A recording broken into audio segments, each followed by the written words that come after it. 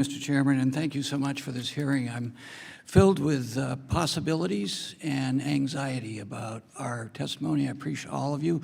I also want to point out to the chair and thank you for two of your witnesses are graduates of the University of California in Berkeley and neighbors, so don't know if you were... We planned that. Yeah, and Ms. Nayak is a constituent who doesn't live far from me. So in the context of the apprehension, Pew says that 1 in 5 American jobs will be displaced by AI. I think Rand, well, I know Rand did a study that said 1 in 8 adolescents ask for mental health advice through chat box, and that 50% of students feel disconnected from their schoolroom environment and their teachers because of AI. So that creates my apprehension.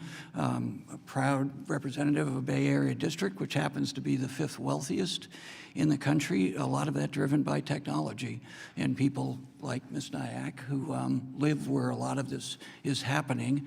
But I also grew up in Lowell, Massachusetts, listening to my grandparents tell generational stories about working in the mills and technology and both how that was beneficial, but it took a long time for America to catch up to some of the downfalls and enact minimum wage standards and child labor laws. So I feel like we're in one of those moments. I have a lot of young people tell me about ghost jobs.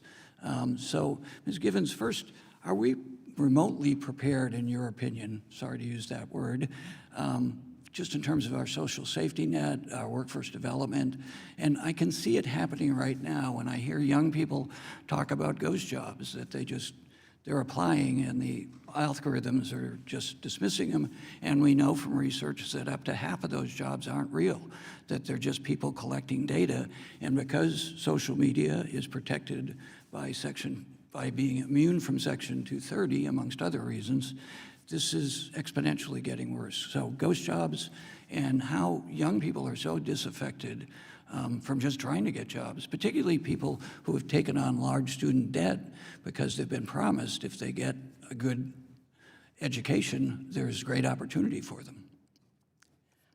Thank you for the question. And I think one of the things to focus on here is just the incredible rate of change. Right. It took over 2 decades for personal computers to be widely adopted. The adoption of generative AI by people has been significantly faster, more, over 1 billion users in the first 4 months of rollout, in ways that speak to the promise of the technology, but also the speed with which we need to adapt. Pulling on a couple of the threads in your question, this role of AI in hiring. So yes, ghost jobs, one part of the problem. Also, people, you throw your resume into a pile and have no idea how you're being evaluated, even when it is a real employer at the other end of the funnel. But how are you being evaluated? How are you being assessed? These video interviews where you're just being interviewed by an AI system without having any sense of what the outcome is going to be. That is one significant piece. It's also a clear intervention point. The U.S. has employment discrimination laws. We have robust laws here, but we need a lot more transparency for those laws to actually be enforced, as well as a functioning Equal Employment Opportunity Commission. The other part that I will add is the world that Professor Fraser was describing about gigification and what the future of the economy is going to look like.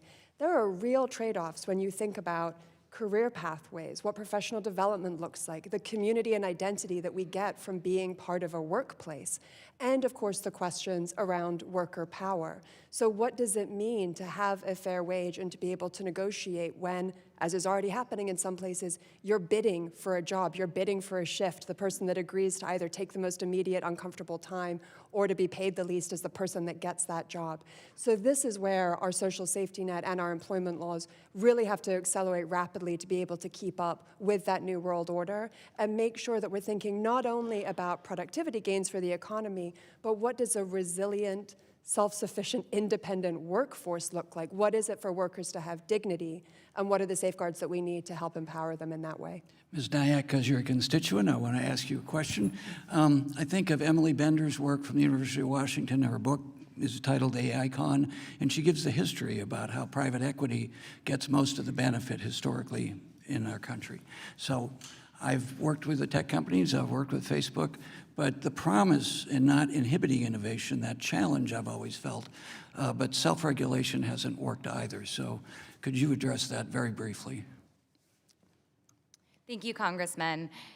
Yes, we do agree that there could be a capability overhang where you do have this distance between the haves and the have-nots that can leverage AI versus those that cannot. And we think we're actually at a very critical moment to address that overhang, and that certifications and the ability to upskill people to be able to leverage AI, whether they be a small business owner, whether they be a student, whether they be someone working in big tech, is critical. And that's what we're invested in. So I think the summary is that, yes, you're 100% correct. We need to make sure that this technology is accessible to everyone.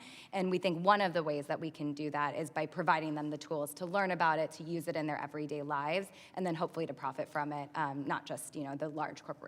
So